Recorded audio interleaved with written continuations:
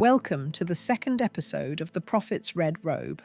If you haven't watched episode 1 yet, I highly recommend starting there to fully understand the journey. But whether you're returning or joining us for the first time, I'm glad you're here. Now, settle in, take a deep breath, and step with me into this thrilling chapter where mysteries deepen and ancient deals, sealed in blood, come to light. Let's begin. To understand Prophet Eliud, his red robe, and the blood that stains his altar, you must go back nearly 200 years. Back then, he was not called Eliud. He was known as Lomuria Arap Toroitich, born under the shade of an acacia tree in a village cradled by the ridges of what is now West Pokot County, Kenya. He was a simple man, a herder, a farmer, and a husband. His life was measured by the rhythm of seasons, the bleating of goats, millet planting, and his 5 children's laughter. His home was built from wood and mud, its walls coated in ochre and ash. His wife, Chepkoch, was strong and kind, known for her herbal cures and loud, joyful singing. They had little, but they had enough. Until the sky turned against them. The rains failed. First for 1 season, then 2. Then came the locusts, and finally, the silence, the kind that settles when even the birds abandon the land. Their river dried up. His goats collapsed, one by one, their tongues swollen from thirst. His fields cracked like broken pottery. Children in the village stopped playing and began fainting instead. 2 of Lamuria's sons, Rotich and Chemwa, died within a week of each other. Chepkoch went mute. She no longer sang. Her hands trembled. The youngest daughter's belly began to swell, not from food, but from hunger. Lomuria became a man with no more prayers left to offer. Then came word from the north.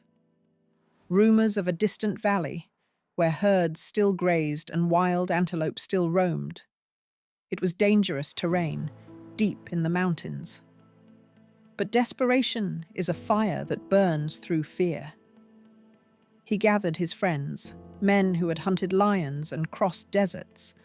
They set out with spears, water skins, and dried sorghum meal. They called it a hunt. But in truth, it was an act of mourning with blades. They journeyed far, beyond their land's edge, through the Chirangani hills, across dried streams, thorny shrubs, and dusty ravines. The sun punished them by day. The wind bit by night. By the 7th night, their tongues were dry, their shadows thinned. They had caught nothing. They became anxious. That night, Lemuria volunteered for the final watch. He sat on a rock, holding his spear under a full moon, blinking back sleep while others slept.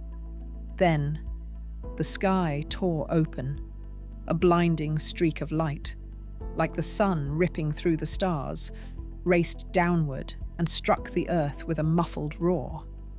The others stirred, but did not rise. Curiosity overcame fear.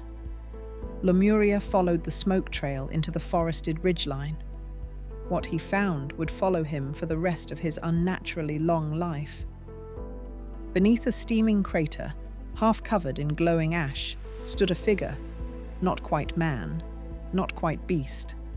Its skin was very white, like fresh snow, like a sheet of printing paper, with a strange inner glow.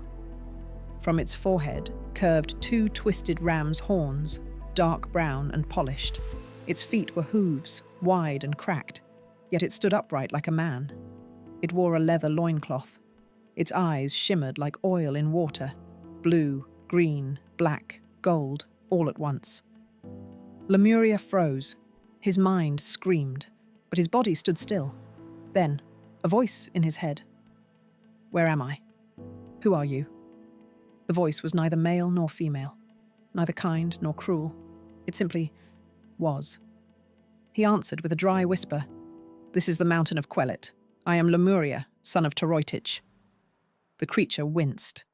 One leg was bent the wrong way. The air stank of sulfur. Without thinking, Lomuria moved forward. He ripped his robe. He wrapped the creature's leg with branches. He used a piece of his robe to clean the wound. The creature watched, not with suspicion, but curiosity. Then it spoke again, not aloud, but through thought. "Do you have food?" Lemuria looked down. His stomach was flat, his ribs sharp beneath his robe. "No," he said, "I have none." Then came the offer. "Let me feed on your companions," it said, "and I will grant you your deepest desires." Lemuria was silent. He imagined Chepkok's pale, quiet face, the daughters clinging to bones, the empty village, the hollow grain bins, the silent gods. Then he made his conditions.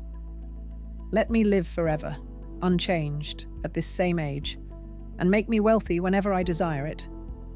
The creature was still. "If you want," it said, "you shall live long as you want." It paused at the second condition. "But wealth," it added, "comes with hunger." "Mine." It explained. Each time Lemuria desired wealth, he would need to feed the creature 200 human organs, each from a different person. In addition, once every full moon, he must leave a bowl of fresh human blood outside his home to maintain the bond. The creature added one last thing. "When the blood bowl dries for more than 3 cycles, your body shall begin to decay, alive." Lomuria nodded, slowly. There was no room for guilt, only survival. That night, the creature vanished into the dark, and other men never returned from the hunt. In the years that followed, Lomuria became a wandering trader, then a herbalist, then a preacher. He would gather people, earn their trust, harvest what he needed, and vanish.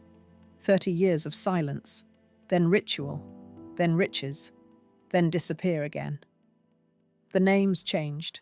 Karanja in 1885, Mahmud in 1910, Daniel Baraka in 1956, and finally, Prophet Eliud. Now in Nyandarua, 2 centuries later, he is praised on live TV.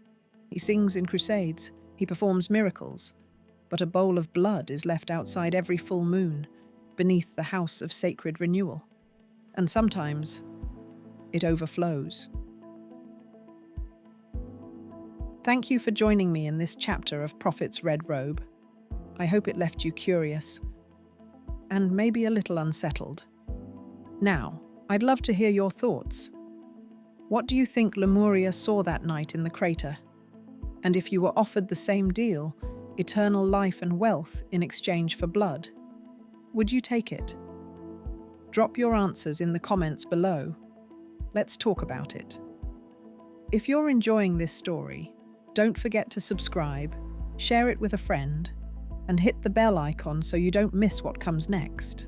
See you in episode 3. It only gets darker from here.